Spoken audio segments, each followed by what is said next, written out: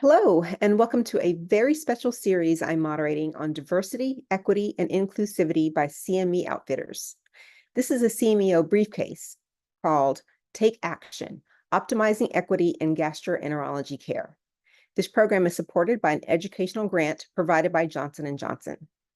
My name is Dr. Monica Peak, and I'm the Ellen H. Block Professor of Health Justice at the University of Chicago, where I also serve as the Vice Chair for Diversity, Equity, and Inclusion.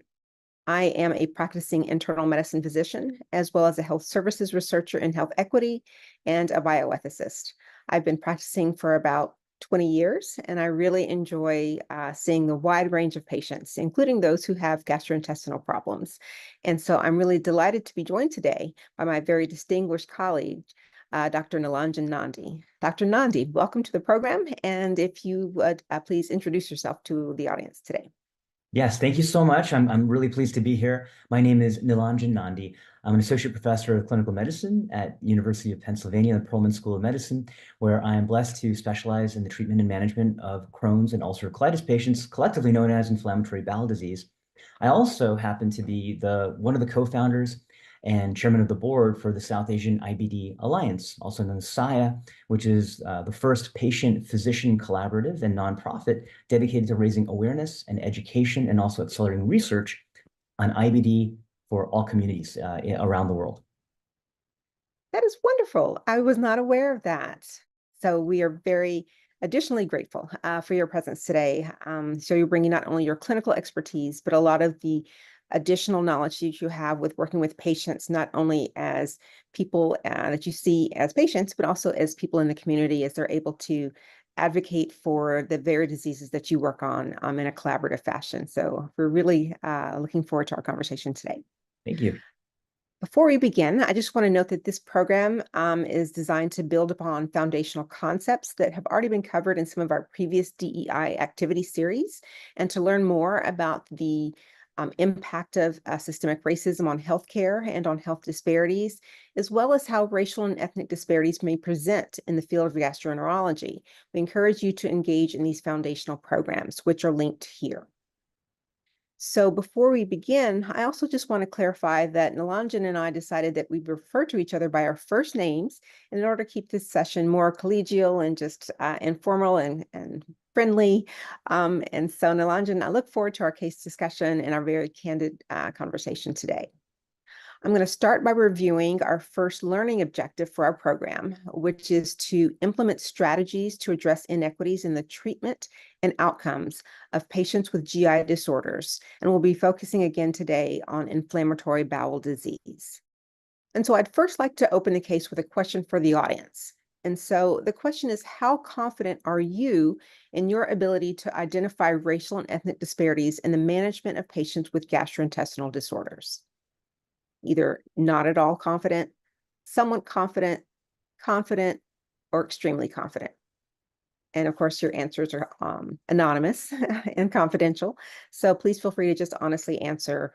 It helps us as a program to have a sense of how things are going.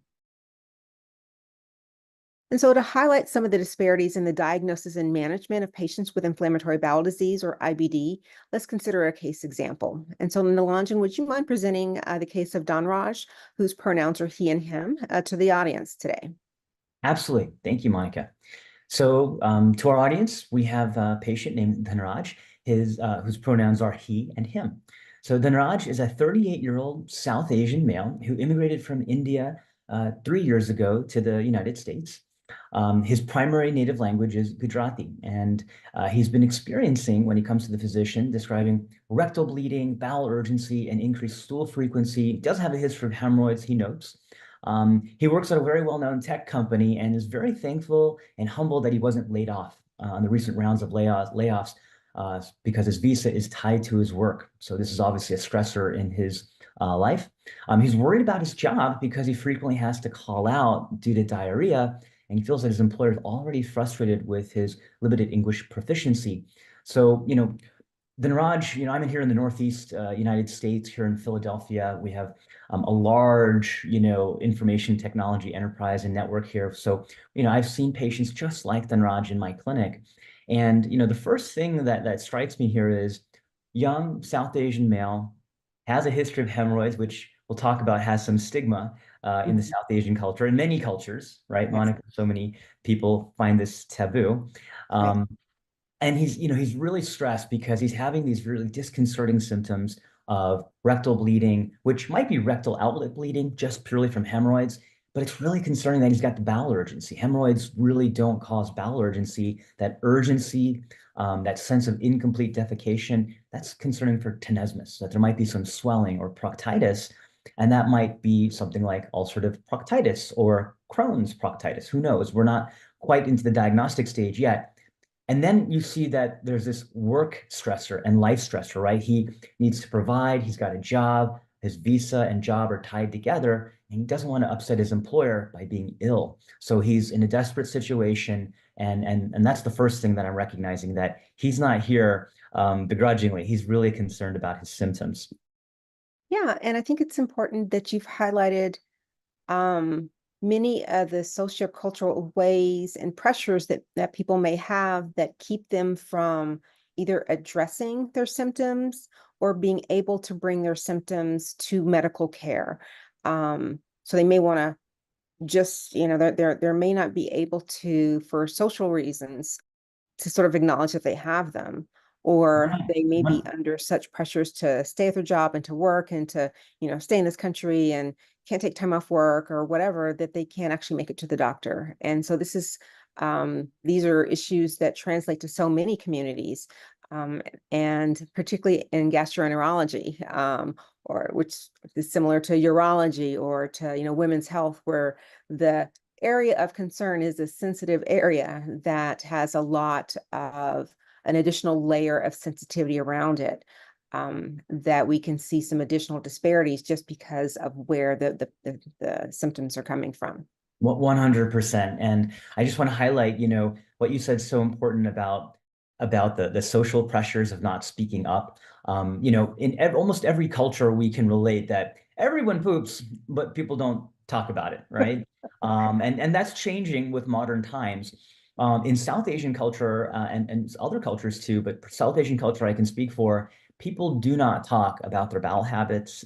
It's perceived as they don't talk about hemorrhoids. There's a shame in it. Although I'll tell you, as a gastroenterologist, I shine the light where the sun don't shine. Everybody has got hemorrhoids. Okay, Mhm. Monica, everybody's got hemorrhoids, whether they know it or not, whether they've bled or not. And Right. in I South see Asia, the they call reports from the colonoscopies. that's right. That's right.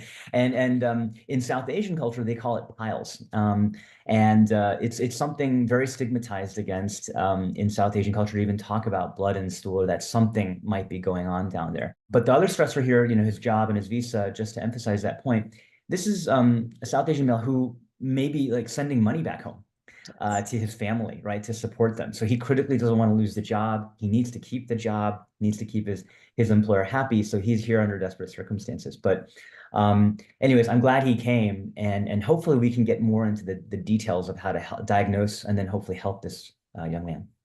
Absolutely. So we're going to ask the audience another question before we move on. And that's the question is having to do with diagnoses. And so which of the following statements regarding disparities in inflammatory bowel disease is most accurate?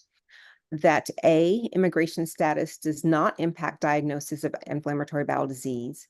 B, patients born outside of the US are less likely to be diagnosed before the age of 16 than patients born inside the US. Or C, South Asian patients living in Western countries are at lower risk of all types of IBD. Or last, D, patients born outside the US and all underserved racial and ethnic groups are more likely to experience milder disease. And so for our audience, the answer is B. And so Nilanjan, would you mind just sort of walking through some of the information on disparities of diagnosis to highlight why this is the appropriate answer? Absolutely. And I like doing this type of dissection of why these answers, some are right, some are wrong, because it Yes. really impacts a whole lot more information.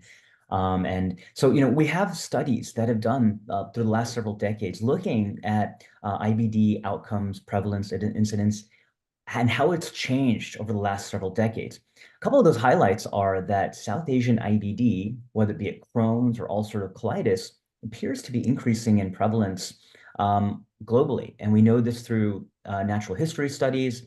They actually do flexible sigmoidoscopies door to door to door. And they did that in northern India a couple of decades ago, actually in the 90s. And then they repeated that study later, and they saw that while looking door to door to door, they saw there was actually increasing prevalence, particularly in westernized cities. Um, Hmm. and we'll get more into why that may be.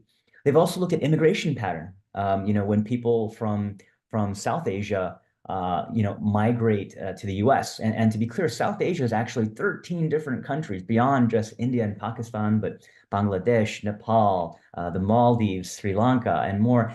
There's almost 1.8 billion South Asians in the world, which is a significant It's a chunk of lot the of global people. population. And the prevalence of IBD in this community is estimated. It used to be estimated to be very low, but the studies are showing that in South Asian cultures and other ethnic minorities, that it's increasing. And in South Asian community, it seems to be almost on par as what we observe in European Caucasian populations here in the US. Hmm. So anywhere from a minimum of 0.7% to as much as 1.2%. So Monica, I mean, 0.7% of 1.8 billion, It's a lot of people. that's a lot of people. That's a lot of people. And that's also a lot of people who don't know that they're at risk for inflammatory bowel disease. And to compound things, the traditional teaching, how I was taught in medical school, was that South Asians wouldn't have IBD. They weren't at risk for IBD. Hmm. And I'll tell you, my own father was diagnosed with Crohn's in the 70s. It walked like a duck, quacked like a duck, but they said, you can't have it because you're a South Asian male. And someone took a chance, gave him some steroids, and sure enough, boom, just like that, he got better. So my what I'm painting to our audience here is there is an increasing prevalence of IBD. Patients are unaware that this exists because the symptoms can mimic so many other things. Right. And then clinicians, even South Asian clinicians, are maybe unaware that this Hmm. prevalence is increasing. Hmm. So, with that framework in mind, now we look into the studies and they show that a couple of different highlights, right? Uh, those individuals who are born outside of the US, for instance, in South Asia, they're less likely to be diagnosed with IBD before the age of 16 than patients born in the US. So, if you're native born here in the United States of America, you're more likely to present with IBD at a younger age. But if you were born outside and then immigrated here, you're more likely to diagnose it later in life. Now, part Hmm. of that might be due to what age you immigrated, but Yes. beyond that, it seems to be a later age of presentation. We actually see similar things in the Latinx community, where Hmm. Yes. those immigrating outside of the country coming to the US are diagnosed 45 years and later, and those born, native born, are diagnosed in their teenage years, like Hmm. 15, 16. Um, Also, when we see patients who are born outside the US, they're more likely to be diagnosed with milder disease. And I'm going to put that in quotes because milder is a subjective thing. Right. Milder disease than severe disease, more likely to be diagnosed with ulcerative colitis compared to Crohn's. Although I'll get a little bit more detail there. When they're diagnosed with UC, it's more likely to be extensive pancolitis Hmm. as opposed to proctitis. So although it may be in quotes mild by statistical demographics, there's more surface area involved, Yes. and that's a lot of colitis, and pancolitis is usually behaves more worse than proctitis, right? Hmm. And then when it's Crohn's disease, we actually see more perianal fistulizing Crohn's than just inflammatory Crohn's. And Monica, I'm sure you've seen your share of fistulizing Crohn's disease patients. That's one of the most devastating complications Yes. of Crohn's disease, right? Yes. And then we also see that South Asian patients living in Western countries are just in general at greater risk for all types of inflammatory bowel disease. That means not only Crohn's and ulcerative colitis, but remember, IBD is a spectrum. Some patients have a little bit of both, and we call that indeterminate colitis. Hmm. As I mentioned, different ethnicities, Latin, Asian, Indian individuals may have more extensive disease progression than patients of other backgrounds. And this is a complete shift of what is published. This is different from the latest edition of textbooks of medicine that our medical students are learning. This is new data from the last 15, 20 years that's showing that these ethnic populations where we thought it was less common are actually more common than thought previously. And part of this, is because, misclassification, right, of racial ethnic, subtypes, right? When we fill out little questionnaires or census, it does not capture how diverse people are and how they identify, right, and what their actual ethnic origin is. Notably, and this is seen across, many patients of color, they do have reduced access to IBD specialty care than their white counterparts. And we'll get into this more, but that makes us pause for concern. Why would that be, right? Why would they have less access? And it's not an easy answer.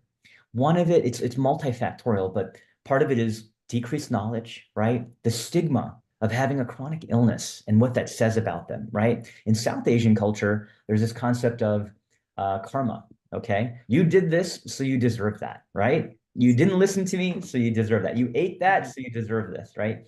So there's that karma aspect, which may present with social stigmatization and shame. Mm-hmm. And there's also, the family unit often tries to deter, in some communities and families, deter Western meds, but might say, why don't you try this Ayurvedic supplement or this herb, or why don't you do a dietary restriction?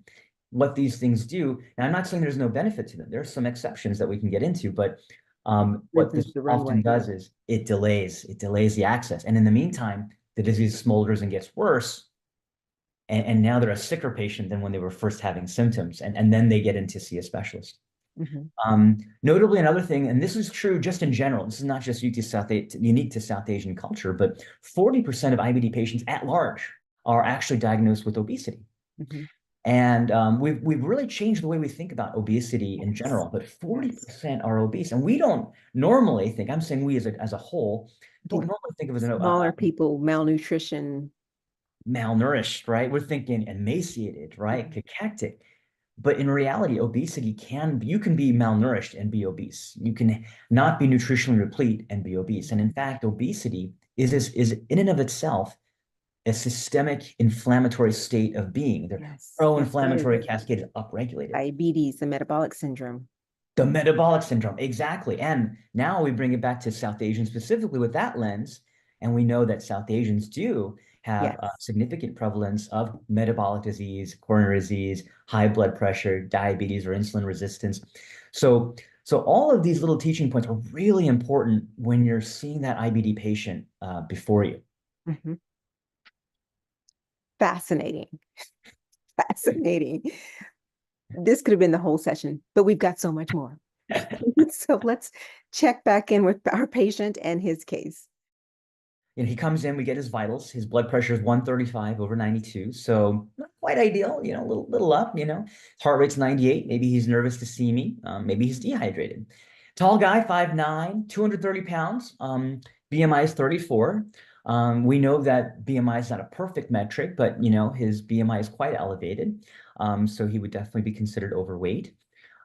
His primary care has tried to treat him with some antidiarrheals, right, to decrease the frequency of stools, has administered a low FODMAP diet and education, and has given some hemorrhoid treatment, which has not helped. Ultimately, he ends up in the ER, and there he reports to the ER team that he's having fatigue, palpitations, abdominal pain, and cramping. And Monica, do you guys use a lot of FODMAP dietary counseling in your guys' clinic when you see patients in general with GI symptoms? We do not. Tell me about it. So FODMAP, and this is why I ask, because some people are aware of FODMAP, some are Mhm. not, but FODMAP stands for fermentable, that's the key word, oligosaccharide, disaccharide, monosaccharide, and polyols. A mouthful, but Yes. really a fancy way of saying fermentable foods, Mm-hmm. fermentable compounds. Mm-hmm. And really, all of these are carbohydrates and complex sugars. And every food is made of these types of carbohydrates and sugars. There's no such thing as a zero FODMAP food. Right. And our gut is a big fermentation chamber, and Yes. our gut bacteria must digest the food and ferment it. And those byproducts can release gas and other substances that can cause loose stools or whatnot. And the bacteria must digest our food for us in order for humans to at all absorb that nutrition. If we didn't have gut bacteria, we were completely sterile gut, we would die because Mm-hmm. we literally rely on our gut bacteria to perform the early digestion, not just our proteases and enzymes. We need gut flora to digest it and break it up so we can absorb it. So some foods are really highly fermentable, some are not fermentable as much, and they can create a lot of bloat and gas.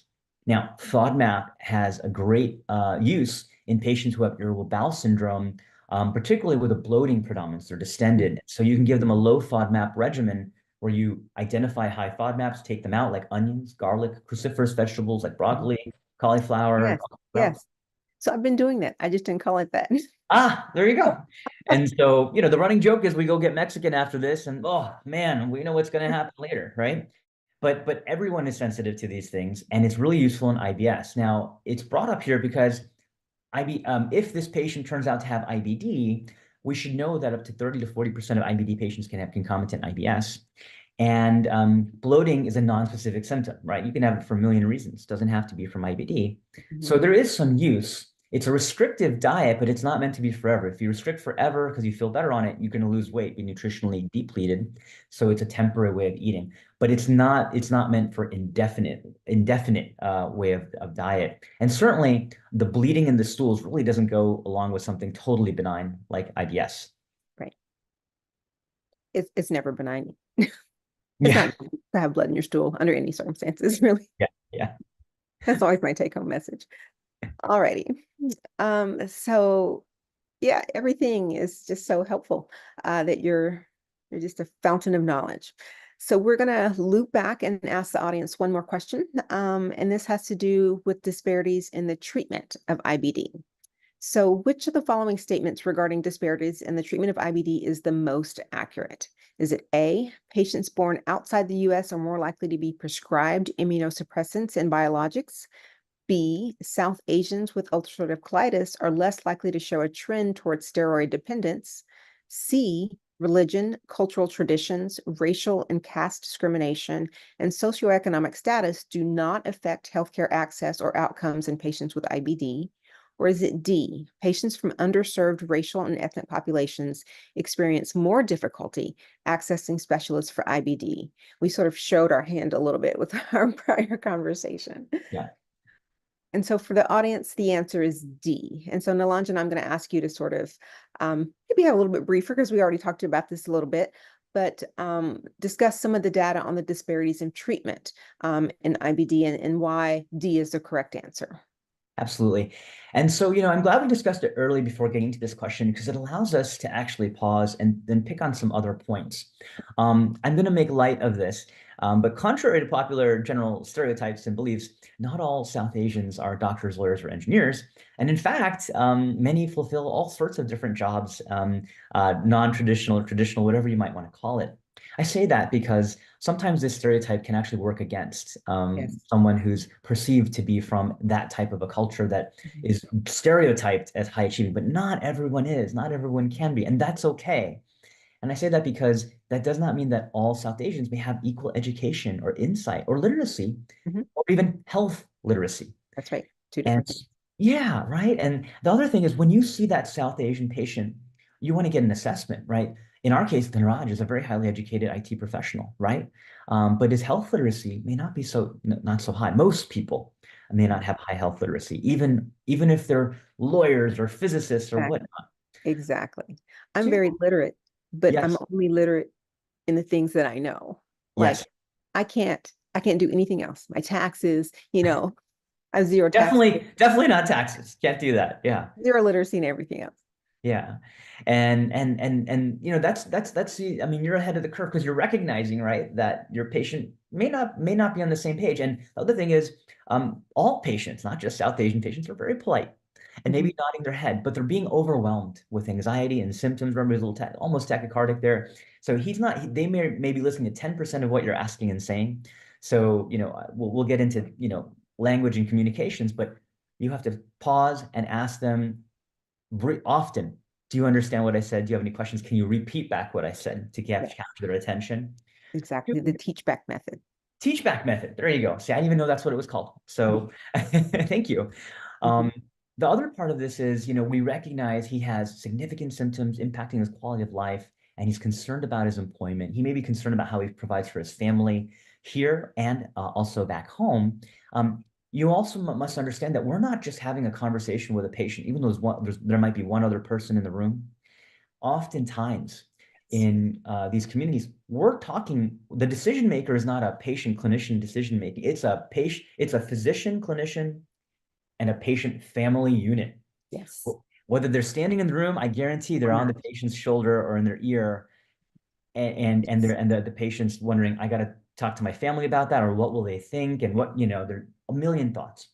And I think that's important because that can sometimes be what prevents that patient from taking the next step forward in terms of committing to a test or committing to a treatment or committing to a timely decision. Also, the last bullet point on the left was more worry about medication harm. In South Asian communities, there is a significant distrust. There's actually the paradox. There's significant respect for clinicians. They almost treat physicians as God back in the old country, but at the same time, there is a distrust Mhm. of clinicians as well. So this paradox, right? Respect, but distrust. And when in the West, when we come and immigrate here, that distrust is amplified Mhm. with our Western culture. Yes. So recognize there might be distrust. Do you ever see that in your patients too, Monica? Oh, absolutely. Yes. Yes. And I think it's upon us, right, to try to engender that trust from the get-go, right? And say, hey, look, we're different. You can trust us. You can open up and talk to us. So, Absolutely. um, so Every now physician is a messenger, is a representative. And so we want to do our best to stand as a bridge between the rest of the physician population and the patients that we're seeing. that's right. Absolutely. That's right. Another thing to understand here in this is that because of the South Asian culture and our access to homeopathic or Ayurvedic therapies, which is a reference to medicines of homeopathy, which are microdosing, you can say, of certain supplements to impart effective treatment, and then Ayurveda, which is I'm not so I'm surmising it very quickly, but utilizing natural or herbal or alternative therapies to to treat symptoms and disease. These are often pursued upfront, early, Mhm. and sometimes, oftentimes, well before a Yeah. Western therapy or modern day therapy is initiated. And there are some exceptions in mild to moderate. You see high dose curcumin or turmeric. South Yes. Asians call it haldi, Mhm. Haldi, Mhm. with black pepper extract is a very effective um, uh, alternative and in milder UC. Okay, there's Mhm. good data for that. Mhm. Um, and there are other supplements we can talk about too, but sometimes that is not appropriate or enough to Mhm. quench the fire in that gut. And so that leads to delayed access to the actual drug. Likewise, because of what I talked about earlier, karma and social stigma, nervousness, poor health literacy, sometimes their job, that they may not be the doctor or engineer, they may not have a job that gives them good healthcare insurance, or so they don't have good access to a GI. And one of the travesties that I think in our healthcare system today is we know we have a complete dearth of all clinicians. We have a complete lack of enough primary care and family medicine specialists for the population at large. And we don't have enough subspecialists to actually service on a population-based health scale all the patients that we have. Right. And so when you have niche care in an IBD specialist, not just a GI, the wait times to get in are even longer, right? Fortunately, the GIs that we see today, they're even better educated. Some of the ones who are attending this, they Mhm. attend conferences, they're learning, they're hungry for this knowledge. And so you don't have to go to an IBD specialist to get this. But again, because we don't have enough GI specialists for the population at large, there's still a long wait time and delay to get in early when it matters the most. Some of the other teaching points on this slide are that South Asian patients do with UC seem to trend with higher rates of steroid dependence and also C. diff. Now, to break that up, having any form of IBD is an increased risk factor for C. diff without antibiotics. Without antibiotics, you can get it, and you're more likely to have recurrent refractory C. diff. And as far as steroid dependence, we don't know why there's more steroid dependence, especially if they have, even if they have pancreatitis with mild disease. Is it, and this is a question, I don't know the answer, is it because there's a delay in care and a delay to effective therapy? Right. I think those are possible. And then, of course, we talked about throughout this the cultural competency aspect. We're not recognizing that there may be barriers presented by the patient's immigration status, their gender, or even their religion that may Right. prevent barriers too. So lots of things, so many things to consider. So let's take it back to our case and pick up where we left off with learning some of the information about our patient. Okay. So one of my favorite, if I have a favorite stool marker, I'm that guy who has a favorite test in IBD. Mhm. It's calprotectin, stool Yes. calprotectin. Stool calprotectin is an inflammatory marker found in neutrophils. It's more sensitive for colonic disease than small intestinal disease. So it's very good for colonic disease. So great for a patient who has any type of Crohn's or ulcerative colitis. Normal's less than 50, elevated is more than 120. His is 400. It's elevated. It's not crazy. Crazy is like, significance like thousands, Mhm. but it's elevated. You note that looking at his hemoglobin and iron indices, he has a severe microcytic anemia, hemoglobin 8, MCV 72, with a very low iron sat, 7%, and a ferritin at 12. So looking at World Health Organization criteria for men and women, this is severe iron deficiency anemia. He tells you he's got blood loss, visual blood loss, which might be contributing to it, but also IBD, just the inflammatory state of IBD actually presents with anemia of chronic disease. So you have Mhm. high hepcidin, which downregulates ferroportin in the duodenum, so you're not absorbing iron. And so you end up becoming iron deficient. And that can happen even if you're not having more severe overt blood loss. So iron deficient. A CAT scan of the ER shows circumferential symmetrical wall thickening with fold enlargement. That is consistent with UC. And his subsequent colonoscopy shows that this gentleman has endoscopic findings that essentially show he's got Mayo 2 ulcerative proctosigmoiditis. Um, and so we should entertain a discussion of all the different therapies now, but probably pause to check in with him before we go further into what kinds of treatments we're going to discuss with him. Yes. All right. And so once again, we're going to take a little quick pause and check in with our audience. So given his lab values and the assessment that we already have, what treatment option would be the most appropriate for this patient? And so option A, mesalamine, for those who've been practicing for a while, we remember that, and long-term glucocorticoids, oral mesalamine therapy, so not topical, thiopurine monotherapy, or D, early treatment using biologic agents or small molecule agents. And so you might guess that we are now in a new stage of medicine. And so we're going to do D, using biological agents. And so Nilanjan, can you walk us through why D is the best option? Absolutely. So, in this gentleman, we have multiple options. In terms of inflammatory bowel disease, we have 6 different categories, 6 different mechanisms of action for treating inflammatory bowel disease, particularly if this happens to be a UC patient, which we believe it is. And they're all not created equal. We have small molecules, which are pills small enough to be absorbed, and large molecules, which cannot be absorbed orally, have to be injected. And we have multiple novel agents, and almost every generation seems to have advantages. We have anti-IL-23 agents, which are relatively new, in quotes, to the IBD world, but have long history of safety data in other disciplines, derm and rheum. We have IL-12/23 agents, anti-integrins, anti-TNF therapy. Those are our biologics. And we have different ways of placing these, right? Anti-TNFs, about a third of patients may develop antibodies and lose response, but the more modern day biologics don't have that high neutralizing antibody effect. So IL-23s are very effective. Anti-integrins and IL-12/23s are also effective. And there's still a place for the TNFs. There's Mhm. 2 classes of small molecules. One class are called JAK inhibitors, and one class are called S1Ps. Now, this is very intimidating for anybody to imbibe. The main barrier here, though, is education and overcoming fears, primarily the same ones that you and I would be afraid of if we were in their shoes, like cancer, Yes. infection, and the stigma of a chemotherapy, because that's how it's billed on insurance, if it's an IV medicine, or taking a chronic medicine that you're chronically ill. This can affect how patients are perceived by their families, your marriageability, unfortunately. Mm, And so people will I say, hadn't who's even going thought to about marry you? that. Yeah, who's going to marry you now? Don't tell someone that don't tell that fiance or that partner that you have this, or don't tell their family. What will they think? So multiple reasons, but we need to be thinking about definitive therapies. If that patient has Mayo 2 moderate disease and they don't do well on mesalamine oral rectal, then you should try them on an advanced therapy early and take advantage of these new agents that we have early. Now, when it comes to disparities in outcomes, we have, South Asian patients are reluctant to enroll, as many ethnic minorities are, mainly because of fear of a clinical trial, misconceptions that they might get placebo, that they're an experiment, when in fact, most arms of a study actually result in getting the actual medicine, and you get even superior care because you're being supervised very, very frequently. Mhm. Things that we underestimate, Monica, are the impact of diet.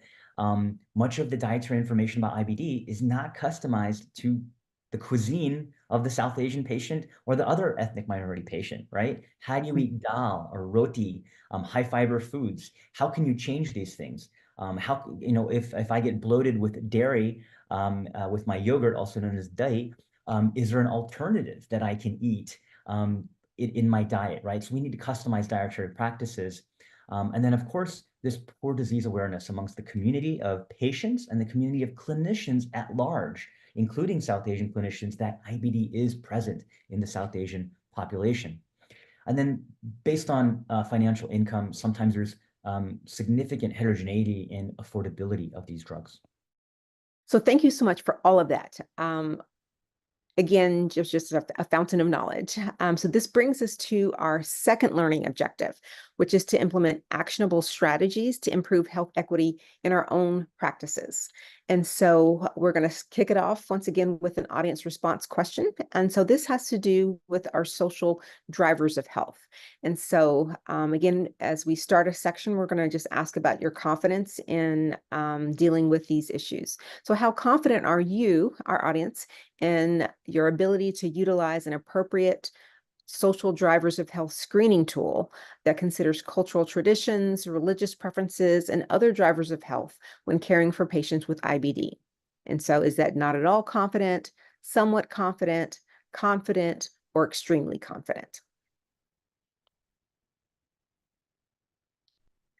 All right, and so then to help our audience with actionable strategies to improve the equity for our patients, I think it's sometimes important to first consider the impact of IBD through the racial and ethnic lens of patients. And Linalonjan, you've been doing an excellent job of sort of creating this narrative storyline of patients from South Asian cultures to really I think help us sort of get into the home life and the family life of what that might mean. But can you just give us some additional insights that would be helpful for our viewers to sort of better understand some of the barriers that our patients may be facing? Yeah, absolutely. This next slide, which is quotes taken from a qualitative study in IBD patients, was conducted by Professor Mukherjee in the UK. And she looked at a series of South Asian patients and interviewed them one-on-one. And some of these quotes really are powerful. And I won't read through every single one of them. Our audience can look at them. But some of them, the top left one talks about spiciness of food and how the patient's not reacting well because they have active disease, but their mother is not understanding. Oh, why are you not eating my food? Why is it uncomfortable for you? In the top right, I think the biggest problem will be some people will not be able to differentiate from their religion to medicine. They just can't seem to see why this food is breathtakingly bad for me. Again, another one focused on diet. And patients know themselves and what's going to agree or disagree, but yet there's this cultural pressure like eat, eat, eat, Yep. eat this, eat that, you'll be fine, right? Um, and then the bottom left, this is really important. We clean ourselves in a different way because of our religion. I was suffering from diarrhea and it put a lot of fear on me. It would probably prevent me from going out for long periods of time. It's talking about the hygiene aspect, right? And, there's a particular focus in many communities and religions and cultures of cleanliness and hygiene, Yes. right? Cleanliness is next to godliness, right? Yes. And if you're at the local temple and you have to go to the bathroom often, people are wondering, oh, are they clean? Are they going back and forth? Are they Mhm. emptying their ostomy bag? What is going on? Is this dirty? Okay. Mhm. We often are told, eat with your right, clean with your left, because we squat and wash ourselves if we're in South Asia. Here, that doesn't really happen in the West, but Mhm. it's the same cultural impact of your left hand might be dirty. Okay. Mhm. And so this also affects how you participate or engage with your hands in a religious ceremony or service. And then also, I can't speak English with the white doctor. Sometimes an interpreter is at the appointment, but for the past 3 or 4 appointments, no one was booked. And that's unfortunate. Even with all the interpreters and access to language and technology, this patient doesn't have someone that they brought with them to speak the language, to navigate the language barrier. We should really be going whatever we can do to help navigate that and make sure we have someone who can translate. So diet, hygiene, and language barriers, these are very common themes and obstacles to just great communication, acceptance, and building trust with the patient to get to their care.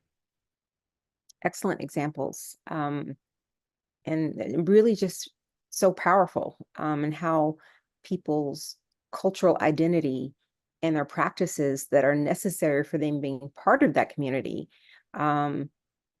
can be barriers to maintaining good health. And how do you prioritize one over the other? And so, unless you know about these and can actively engage the entire family in understanding and having strategies, then Yeah. people may be making choices, really difficult choices, that may put their health at risk. So, Nilanjan, you just gave some great examples of how all of these sort of weave in and out of people's lives. Is there a way that we can sort of, as scientists and clinicians, think about this in different kind of buckets as far as social drivers of health and how we may be, we're used to having mnemonics or sort of running lists and think about things that we want to make sure that we've checked off in our own head as we're thinking about barriers or issues that we need to be addressing for people who have inflammatory bowel disease. Yeah. Monica, I love how you asked that. You said, how can we as like scientists and clinicians tackle this? Because it's a very intimidating problem, cultural competency. It's not something we teach well, and it's not something learned overnight, right? It's something practiced. The good thing is we can break this up into buckets. We can break this into upstream drivers, midstream, and downstream drivers or consequences of how we can break up and identify which social determinants of health we can intervene upon. So we've kind of talked through them a bit. Upstream drivers in the beginning don't assume health literacy, but get to know the individual patient without assumptions about how their culture impacts their decision making. What is their health literacy, not just literacy, general literacy? What is their income status and access to health care? And how does their gender affect their decision making capacity? And is it just them making the decision, or is it a family unit? Okay. And then of course the financial aspects determine transportation and just basic things like that, or talking on the phone. Midstream drivers are really important, and these are hard to tackle, but the more you do this, you can seamlessly gather all this information in that first visit. But you can understand, what is their social support? Do they have a significant other or a bestie? And if not, who can serve as that? Oftentimes, I will, if someone says they don't have someone they can trust or talk to, I ask if they happen to be a spiritual or have a person or have a religious faith they subscribe to. Do you have a priest? Do Mhm. you have a pandit? Do you have an imam? Do you have, someone that can help you with these decisions that I can speak to, on your behalf, or even translate? Yes. Um, and then of course, dietary varies in the South Asian community. There are many South Asian dietitians now. They are accessible in person, and oftentimes there's the magic of televideo. And so there's really no reason that you can't find a South Asian dietitian. They exist. Um, and then of course, with the language proficiency, again, telehealth, if you schedule a translator in advance, they show up, and then you don't have to worry about not being able to speak to the patient. The outcome of all this is, if we do not assess these factors, there's downstream consequences. And that means the patients don't get the right treatment. They do worse. They flare. They need steroids to go to the emergency room. They may perforate. They may bleed excessively, have anemia and associated complications. They may need surgery emergently, and you never want to do emergent surgery. So the downstream consequences of not tackling this upfront and early are a heck of a challenge for us to manage, and far worse for the patient to endure. Mhm. Absolutely. Absolutely. So, speaking about patients, let's go back to our patient case and see how he's doing. Yeah, so Dhanraj undergoes this social determinants of health screening from his GI, because they watched this series and the modules and learned how to practice and get good at this. And we learned that he happens to be Muslim. He observes Ramadan, where there's a lot of fasting throughout the daytime hours, which can affect his nutrition and nutritional status. And so we have to be aware of that. He keeps halal. He is very interested in discussing cultural food choices and preferences that limit his engagement with FODMAP, which is not a diet that we recommend in IBD specifically, but IBS, but may help him get through a flare. And although we can give recommendations, most of us clinicians are not dietitians. And I always say, refer to a dietitian, because that is their career. That is their high education level. They're very good at what they do. I can't do dietary guidance like they can. And if you can find a South Asian dietitian, even better. Better. And then we identified the financial barriers, right? We talked about his visa status, but he currently has Medicaid, which can present difficulty with insurance access and authorization. It may narrow down some of his medication selection and affordability. They may cost a lot of money. And because of his limited English proficiency, he may not be able to complete the paperwork without assistance, even though he's a very highly intelligent gentleman, right? So these are the things that we've learned by interviewing him and sitting down and thinking globally. And so those are things that wouldn't have necessarily jumped out at us when he just walked into the room, looking as he does as um, professional in the tech industry. And so now that we've screened for some of these things, what are some of the actionable strategies that our healthcare team can take to sort of help improve the outcomes and have him live his best life? And so this is the right. You just said live his best life, right? So we can be very good at discussing treatment, but if this barrier is in the room, where there's no treatment going to be had. And Mhm. so actionable things are, case managers and social workers can be established. He came to the ER. That sucks, but you know what? Let's utilize the ER in the hospital and its glorious resources and get him a social worker and a case manager. They're profoundly valuable, and that can happen right there. So if you're not sure how to get one, remember an ER is an opportunity as access to healthcare resources in that patient's community. Ensuring interpreter services are present. We talked about dietary referrals to a dietitian who's culturally inclined to cater to that patient's dietary preferences. And I say don't call them restrictions because there's a stigma against that. It's a choice. Their preference is really Yes. important. So Yes, remember, words matter. they Um, do. and then also, obtaining community support, and that could be a patient navigator, or like I said, oftentimes South Asian individuals, not all, have a local religious, faith member who's more than willing, to be of service to that patient. And then also we can consider engaging that patient with online support communities. So for instance, I mentioned I'm very blessed to be a part of a beautiful community known as the South Asian IBD Alliance, which is a global network of physicians and patients on our board. And we do outreach and education to patients and their caregivers through Facebook live streams with professors from across the globe with patients on one chat talking about IBD 101, medications, sexuality, dietary therapies, vaccines, and what this means, what's the stigma, how do we overcome it. We also do community education to clinicians, actually CME for clinicians in the IBD space, educating them on this and developing digital resources and tools that they can use, you can use to teach patients and overcome these barriers. And then we actually have a research pipeline where we've published qualitative research studies, and also we are doing clinical translational research too that's in the works as well, trying to accelerate IBD research. SouthAsianIBD.org. That is SouthAsianIBD.org or SIA. That is the website. And there's a Facebook community of 1,800 South Asian IBD patients moderated where they can get community and know, gosh, I thought I was the only South Asian. Nope, I'm not the only one. There's also the Crohn's and Colitis Foundation of America. And there's also other community organizations that are nonprofits that focus on other aspects. Girls with Guts in terms of women's health, 18 and up nonprofit for IBD, IBD moms for pregnant mothers or mothers who are already moms who are trying to navigate the IBD space, but also participate in engaging in cultural competency. So there's no shortage of resources. You just have to know that they exist. And so I am biased, but SIA is a very good nonprofit that can get access to these types of education for patients. Thank you so much. You're such a wonderful ambassador, not just with your own knowledge, but again, with the work that you're doing in the community. And so thank you for sharing the website information and all the ways that we can link in and plug into your own organization. And just for talking to us about what is so critical nowadays, the idea of a team-based approach for addressing chronic medical diseases. And so as a primary care provider, that's all I talk about is team-based care, because physicians cannot do it alone. We have to have an entire team of our dietitians, our community health workers, are working with our specialists, our case managers, our behavioral specialists, all of those things. And so patients enter our healthcare spaces through lots of doors. There's no wrong door. They may come in through the emergency room or the inpatient, or they may make an appointment as an outpatient.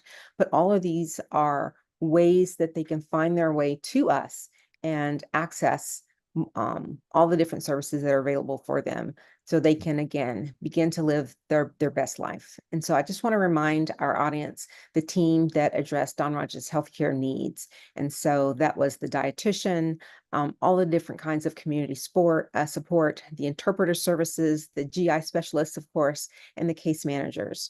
And then just some sort of like take home ideas is that for us as clinicians, that we need to lean in to our patients and their cultural beliefs and ideas, how important that is, that sort of through line narrative throughout our session today, to understanding what patients are doing, what they're willing to do, and how closely and integrally related that is to their healthcare plan. Our healthcare plan has to align with patients' social and cultural plan, and that we need to create a safe space for patients to be able to talk about those things. If it's not a safe space, they're not going to share it with us, and then the plan that we have is going to be incomplete. We need to be able to create these safe spaces so that we can ask our patients about some of the social drivers that are impacting their health, so that we can help fill the care gaps. We may not know that they have challenges paying for their medications. Some of these medications for the biologics are really costly. Not everyone has excellent coverage for some of those. They may need additional help with case managers or interpreters. And so having honest conversations about what people need is going to be critical. And then setting goals with patients. All of what we've been talking about is essentially what I study all the time and think about, and I'm such a proud advocate for, is the idea of shared decision making. We don't make decisions for our patients. We make decisions with our patients that respects the desires and wishes, dreams, goals of them and their families for them to live their best lives. And so with that, Nilanjan, is there anything that I've missed that are big picture points that you want to make sure that you underscore for our audience today? I thought you did an amazing job right now, kind of highlighting this approach. I think the most important thing is that while we're talking about a South Asian community here, a lot of these ideas translate to all different cultures. We just have to customize it. And I think that we often ask ourselves as clinicians, why isn't that patient adherent? Why are they taking so long to make that decision? And it's often not the medical decision making only, it's the factors that influence it, like what are their fears, concerns, obstacles? If you spend more time asking them about these factors, you will make more headway. You will actually gain trust. That's right. And the patients and their families will understand that you're hearing them, and you can begin to start reassuring them because they're not distrusting you. You're breaking that wall down. They're trusting you. And now you can help that patient move forward. A lot of what we do as clinicians, the treatment, there's an art to that. But you can't even discuss treatment until you break down these cultural barriers and get them. Now you're talking. Now you're having a conversation. That's right. That's exactly right. So we spent most of today sort of on the case study of the South Asian population, but every population is unique and different with their own sort of beauty, and we need to be able to engage in with every population that we see, and they're all going to have their own barriers, their own way of living, their own way of doing things that we have to create spaces for, and figure out ways that we can adjust the plans for those patients that are coming to our office, and be ready to welcome them with love and open arms and an open mind. And so I have, I think, maybe two final audience response questions, um, mainly about confidence. And I'm hoping that your confidence has improved with your ability to sort of care for some of our patients. The first one is, how confident are you now in your ability to identify racial and ethnic disparities in the management of patients with gastrointestinal disorders? Not at all confident, somewhat confident, confident, or extremely confident. And then our last question is, now, how confident are you in your ability to utilize an appropriate social determinants of health screening that considers cultural traditions, religious preferences, and other drivers of health when specifically caring for patients with IBD? not at all confident, somewhat confident, confident, or extremely confident. All right. So, Nilanjan, this was such an excellent discussion.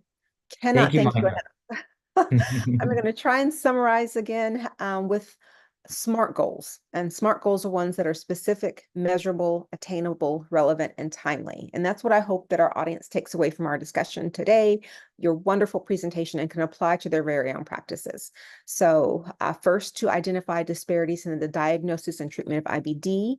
Next, to identify the impact of disparities related to immigration status, race and ethnicity, and cultural traditions in IBD.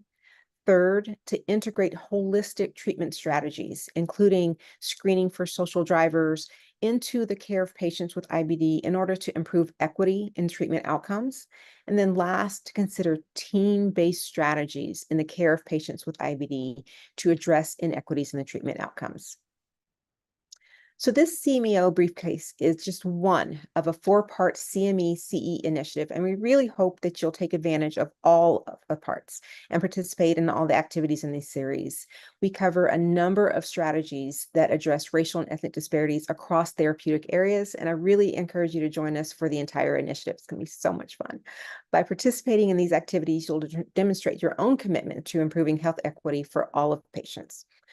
The CMEO D&I Hub also has a number of resources that are available to help you further your own personal education on diversity, equity, and inclusivity. And so, Nilanjan, I'm just going to end by thanking you again. What a pleasure joining us for such a robust conversation. Thank you for having me, Monica. I really appreciate the opportunity. You're just a blessing. Just continue all the good stuff that you're doing. It really is a wonder, and you're just amazing. So thank you for all that you do for all of your patients, and specifically providing a carve out of a safe space for the South Asian population who has inflammatory bowel disease. All the extra work that you do that you're not getting paid for in your free time with patient advocacy and all of those things. All of it means so much. And so thank you, thank you, thank you. Thank you. So to receive credit for this activity, please complete the post-test and evaluation. We do this so that we can learn about how we're doing and be better. So we really appreciate this feedback. Tell us what you like, how we can improve, and what additional topics you'd like for us to address. And so I just really want to sincerely thank you, our audience, for your commitment to diversity, equity, and inclusivity education, because together, all together, we can strive to provide the best and most equitable care to all of our patients, particularly those who are most marginalized and underserved.